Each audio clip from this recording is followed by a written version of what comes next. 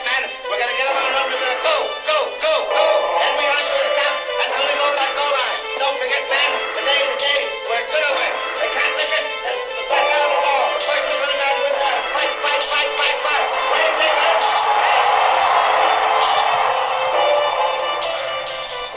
We're going to start the show off a little bit differently, and that is in light of some very tragic news that has struck the Notre Dame community as well as the Notre Dame football community. So shortly after I had recorded and edited episode 12, and I believe it was queued for release, so I didn't have an opportunity to talk about this, tragic news broke that George Atkinson III, former Irish running back, had passed away at the young age of 27. Now, just to be 100% transparent, there has been no cause of death that has been released officially yet, but many are speculating that George Atkinson III ended his own life. This comes almost a year to the day after his twin brother, who also played at Notre Dame, he was a defensive back, Josh Atkinson, had also ended his own life on Christmas of 2018. And George was very open about his struggles with his brother ending his own life and wrote a really poignant article that you can find online about his own mental health struggles. And it's just heartbreaking. It's tragic, and it's almost too difficult to speak about. But I did want to relay, though, again, George was very open with his struggles, and you could say that it might not necessarily have helped him personally. I would just like to say that maybe in talking about these poor brothers, we can maybe help someone who's in need. And I just wanted to pass along the National Suicide Prevention Lifeline over the air here. Just please know that there's always someone you can talk to. And thankfully in 2019, we're in a different place as a society where you can have these conversations a little bit more openly than you were able to have 10 years ago, much less decades ago. But the National Suicide Prevention Lifeline is at 1-800-273-8255. That's 24 hours a day. Please know that all calls are confidential, and someone is always on the other end of the phone. And again, that number is 1-800-273-8255. And just please, especially as we traverse this holiday season, whatever God you may pray to, or whatever your process is in your own personal spiritual or religious life, please keep the Atkinson family and all of their loved ones and their friends in your prayers, in your hearts, and in your minds, as this just has to be devastating. And I simply can't imagine. I have 4-year-old twins at home, and they're 4, and I have daughters, but it just hits home so much that I simply cannot put myself in the place of these guys' parents, and it's just like I said, extremely tragic. So thank you for letting me do this at the beginning of the episode, and we'll talk here soon about everything we're going to talk about in this episode, but please join me for a period of silence as we keep the Atkinsons and their souls and their family still with us here in our thoughts and in our minds.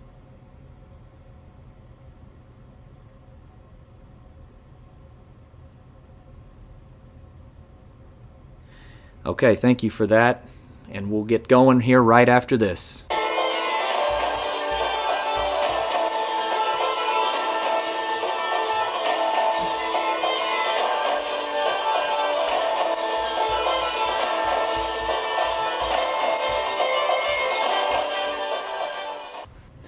All right, so this is Onward to Victory, a Notre Dame football podcast, and I am your host, Alex Painter. Thank you so much for joining me here today. This is going to be kind of a different episode, bit of a mishmash episode. And so, as most of you know, you veterans know that most of the episodes, I should say, are more story-based and more focused on the history of Notre Dame football, or Notre Dame, the college itself, or anything Notre Dame-ish. We're going to talk almost exclusively about the current edition of the Irish, and based on how many people listened to the season preview episode, I think a lot of people are going to enjoy this.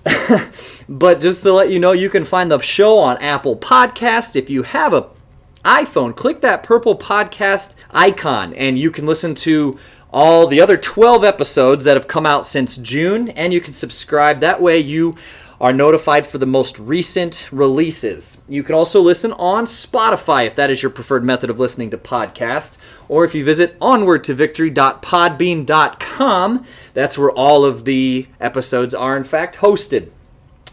So, if you would like to join the ranks as a consensus All-American, that is those who keep the lights on and donate monetarily to the show, you can visit paypal.me/onwardtovictory. That is where you can make a one-time donation of any denomination. It is all incredibly appreciated. Or you can go to patreon.com/onwardtovictory-podcast, just in case you want to donate a set amount per month. Again, helps me keep the lights on. My goal is to always present this program ad-free. And that's really important to me because, again, you veterans will know that most of the episodes are story-based, and nothing disrupts a story more than an ad right in the middle of it. So if you'd like to follow the Facebook page, it's facebook.com/onwardtovictory-podcast. I call it HQ, headquarters. That's where I put video out, I put analysis out, but as well as it's where I make announcements about new episodes. So don't hesitate to jump over to the Facebook page and give it a like and a follow. If you'd like to just send a good old-fashioned electronic mail, an email, it is onwardtovictorypodcast@gmail.com. Thank you, especially as always, to Joseph Rakish, whose song Knut Rockne serves as the show's theme song. You can find it on SoundCloud, Spotify, YouTube, iTunes, pretty much however you listen to music, you're going to find it there. So again, Joseph Rakish, the song is Knut Rockne. If that thing got your toes tapping, go give it a few listens. All right, so the show is officially being listened to in 27 states and 6 countries. So thank you again for making me at least feel like this is a somewhat successful venture. It's a lot of fun for me to do. It's something I'm very passionate about, and frankly, I would probably do it even if there wasn't a listening audience. It's just a really pleasant bonus that there, in fact, is one. So thank you very much again. So we're here. It is episode number 13, which is hard to believe. But in keeping with tradition, let's talk about a couple people who wore episode 13, the number 13 for the Fighting Irish of Notre Dame. So number 13 was worn by Tom Carter, who was a defensive back in the early 90s and a first-round pick, I believe, by the Philadelphia Eagles. 2004 NFL All-Pro Bertrand Berry wore number 13.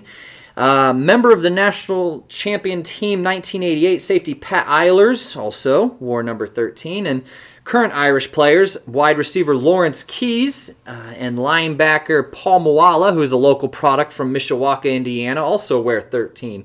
So in looking at that, I guess today will henceforward be known as the Tom Carter episode, who actually intercepted 27 NFL passes, so not too shabby there. So as I mentioned before, this episode's going to be a bit of a mishmash. There's been some news on the Irish front regarding the postseason, and let's talk about wrapping up the regular season and all of that. So, like I said, it's going to be a bit of a catch-all. So the Irish wrap up their regular season with a 10-2 record. So this includes 5 games against teams in the top 25 to end the regular season. And during those 5 games, they boasted a 3-2 record. So this is going to be a statistics episode as well. I'm going to be throwing out a lot of stuff. But this is the 20th time in school history that the program has won double-digit games. So should they push their win total to 11 games with the bowl, it would only be the 8th time in school history that the mark has been reached. So even with the losses on the road against the college football playoffs number 5 and 14th ranked teams, this season was a success, with wins against the 24, 23, and 22 ranked teams.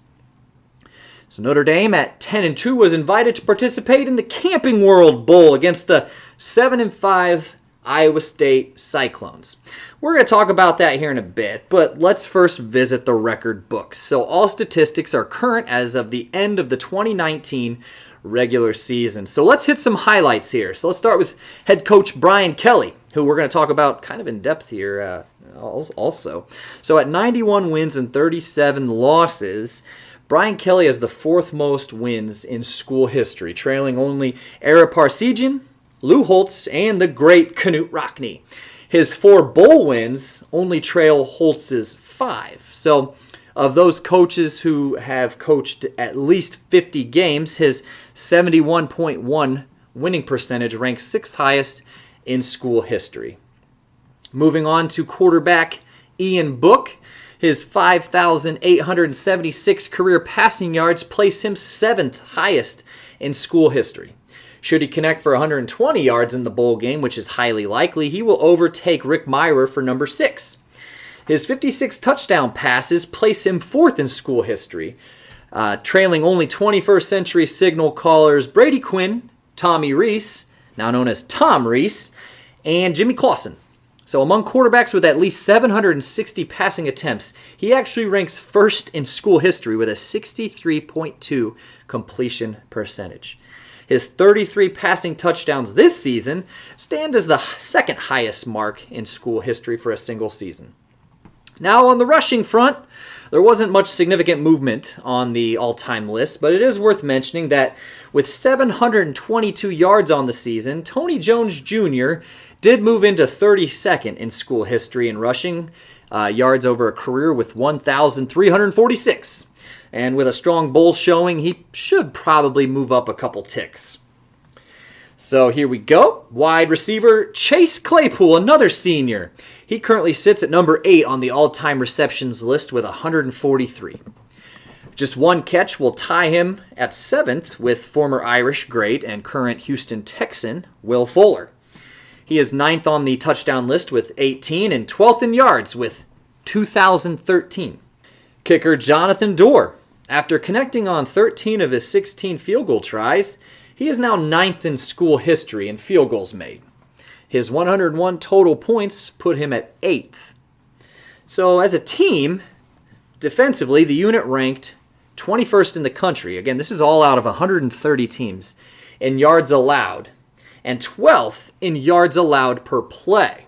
So pretty prolific defense, which was shocking to a lot of us, myself included, if I'm being honest. But offensively, the unit ranked 13th in scoring offense with 37.1 points per game, while only allowing, on defense, 14th best 18.7 points per game.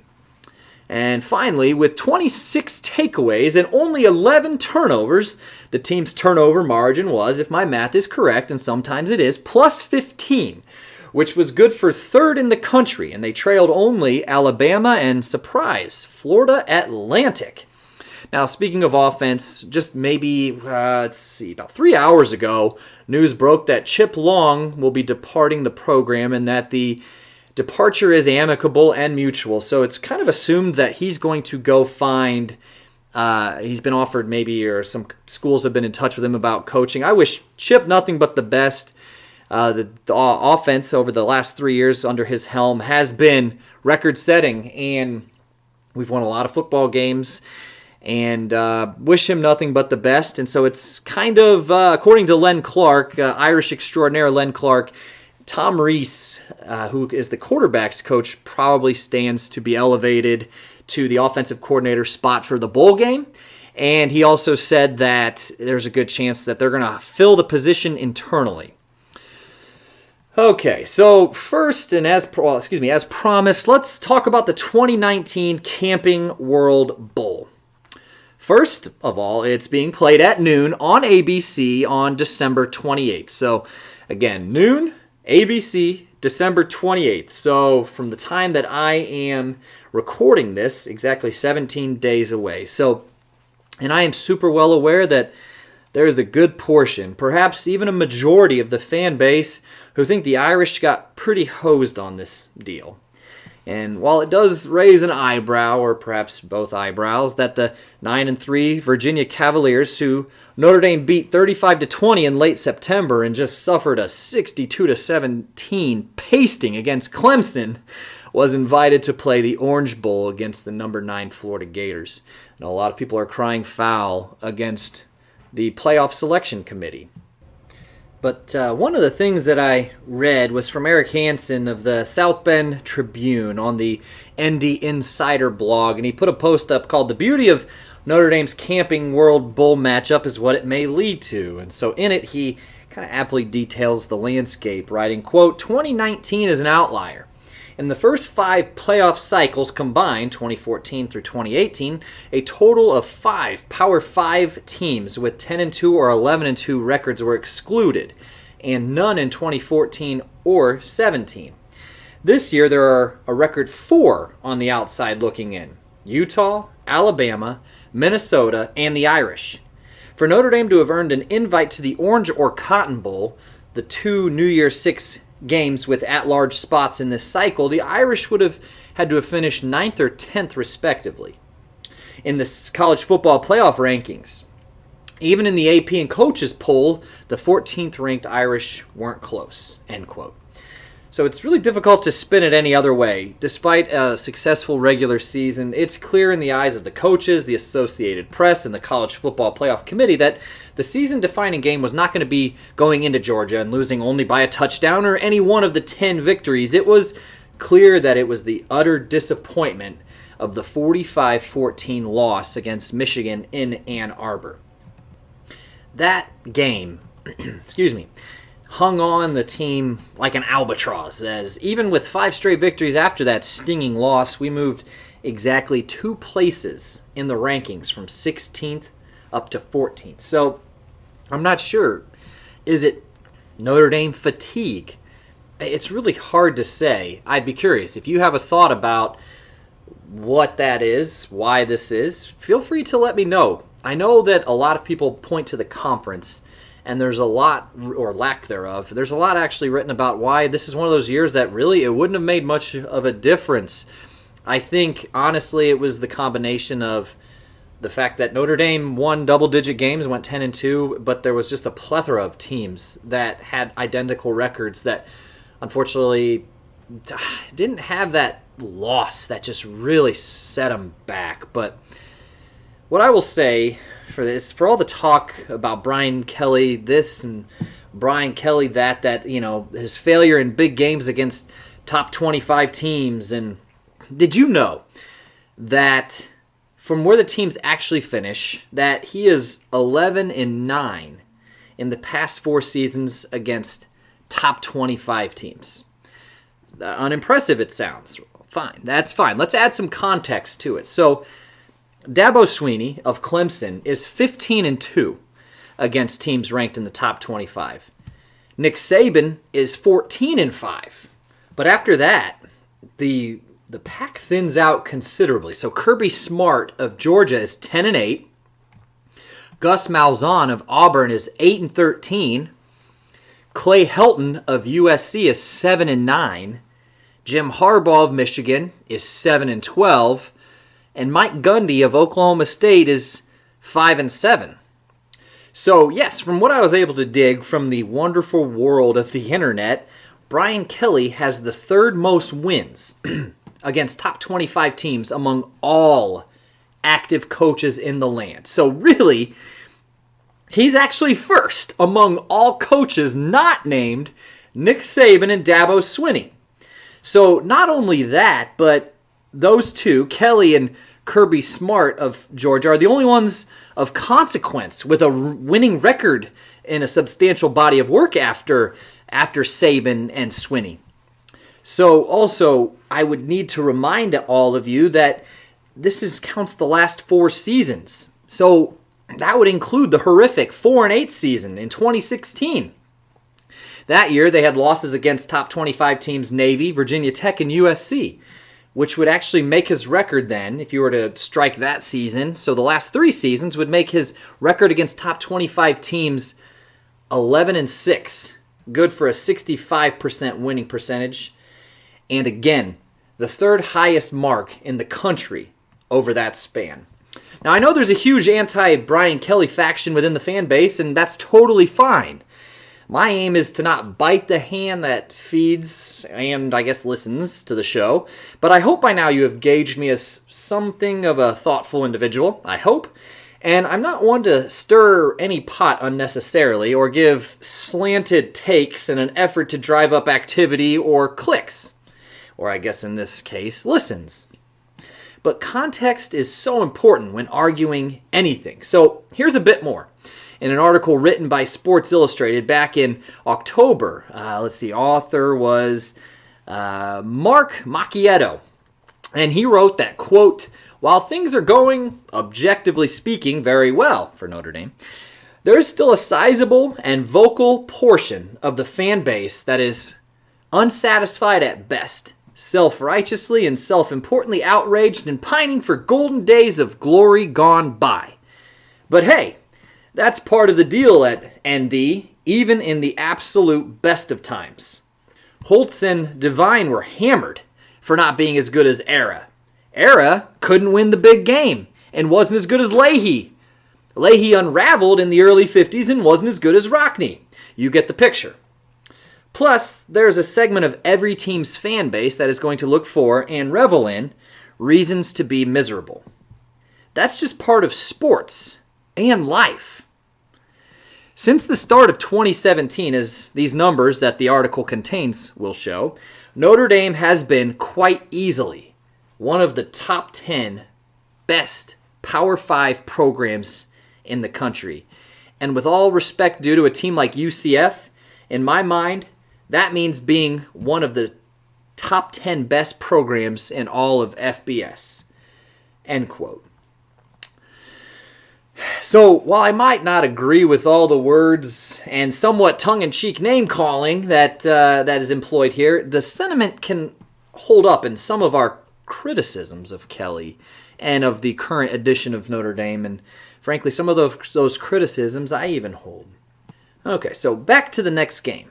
And I know the name of the bowl reeks of commercialism, and even as seemingly as all bowls do, and that Iowa State isn't exactly a provocative opponent. But here are the top 3 reasons that I've cobbled together why to watch the 2019 Camping Bowl on December 28th at noon on ABC. So number 3 is to witness history.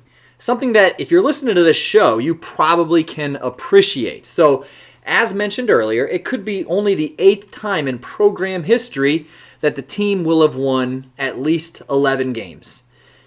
And it is likely to see seniors Julian Okwara, well, I guess not Julian Okwara, but Khalid Kareem, Chase Claypool, Jalen Elliott, Troy Pride Jr., Alohi Gilman, among many others, play their final game in the blue and gold. And that's something that I get really sentimental about. So I will not. It could be the crummiest bowl game out there, and I will always watch it for that reason.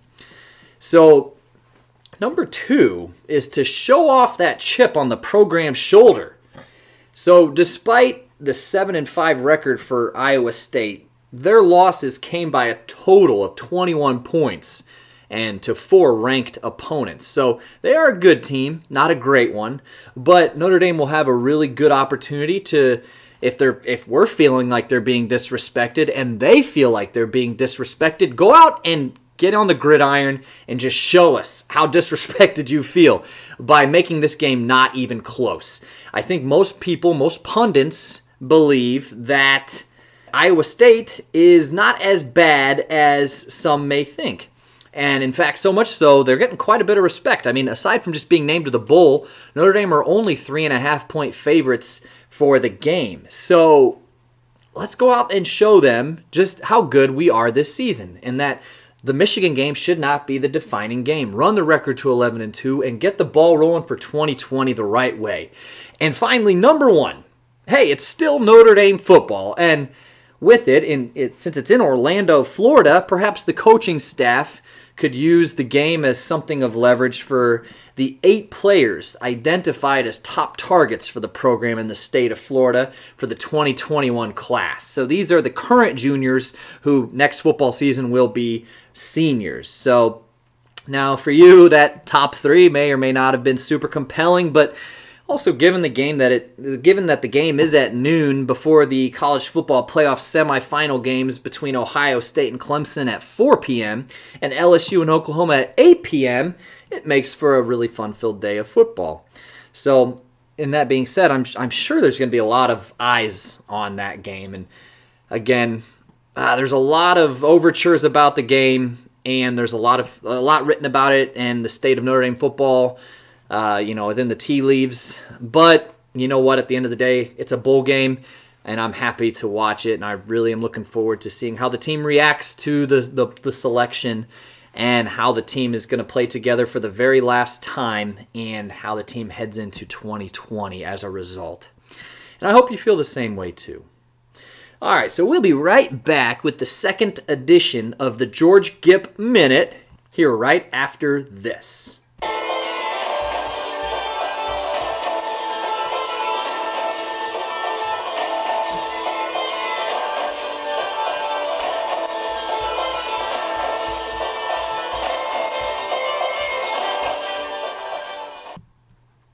All right, just as a reminder, if you like this anecdote or the one in the previous episode, which was the first George Gipp Minute, then please go back and listen to episode 4 titled The Charming Rogue, the Story of George Gipp. So my goal is to have at least a few more episodes about George Gipp here in the next year, kind of an anthology of sorts. So admittedly, I am a huge George Gipp fan. I think he is fascinating. And I think one of the reasons why, as I said in the last episode, that I think he is fascinating is that because if George Gipp, and given his personality back then, if he was alive today and was my contemporary or my peer or vice versa, if I was born, 90 years earlier, it's very possible, in fact probable, knowing what I know about George and what I think I know about myself, that we would not be friends.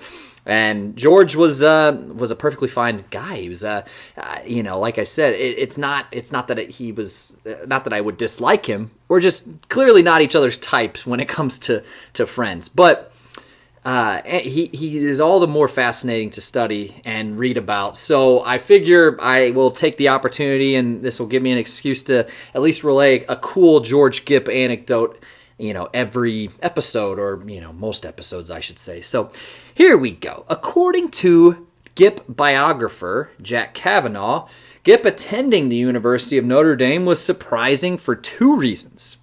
So one, he had never actually expressed interest in attending college, perhaps because of reason 2.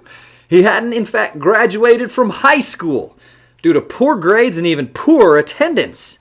And he would actually often skip school to go to the pool and poker hall during the day, which was George Gipp's favorite activity, where he would often fleece the coal miners of their most recently cashed paychecks. So, why Notre Dame? Gipp was offered an athletic scholarship, as some of you may be aware, but it was for baseball. So, he was easily the best and most recognized athlete in his region, and so he would play semi-pro baseball.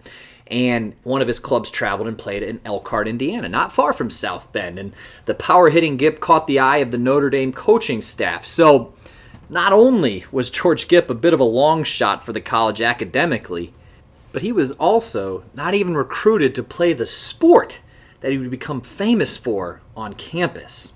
So that's this episode's George Gipp Minute. I hope you enjoyed that. So that'll actually wrap up the episode.